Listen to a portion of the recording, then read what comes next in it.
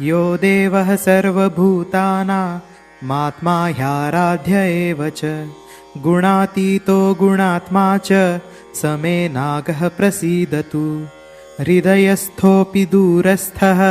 मायावी सर्वदेहिनां योगिनां चित्तगम्यस्तु समे नागः प्रसीदतु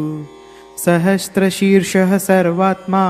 सर्वाधारः परः शिवः महावीशस्य जनकः समे नागः प्रसीदतु काद्रवेयो महासत्त्वः कालकूटमुखाम्बुजः सर्वाभीष्टप्रदो देवः समे नागः प्रसीदतु पातालनीलयो देवः पद्मनाभसुखप्रदः सर्वाभीष्टप्रदो यस्तु समे नागः प्रसीदतु नागनारीरतो दक्षो नारदादिसुपूजितः सर्वारिष्टहरो यत्सु समे नागः प्रसीदतु पृदाकुदेवः सर्वात्मा सर्वशास्त्रार्थपारगः प्रारब्धपापहन्ता च समे नागः प्रसीदतु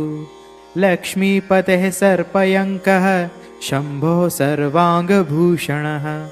यो देवः पुत्रदो नित्यं समे नागः प्रसीदतु फणीशः परमुदारः शापपापनिवारकः सर्वपापहरो यस्तु समे नागः प्रसीदतु सर्वमङ्गलदो नित्यं सुखदो भुजगेश्वरः यशः कीर्तिं च विपुलां श्रियमायुः प्रयच्छतु मनोवाक्कायजनितं जन्मजन्मान्तरार्जितं यत्पापं नागदेवेश विलयं यातु सम्प्रति निरोगं देहपुष्टिं च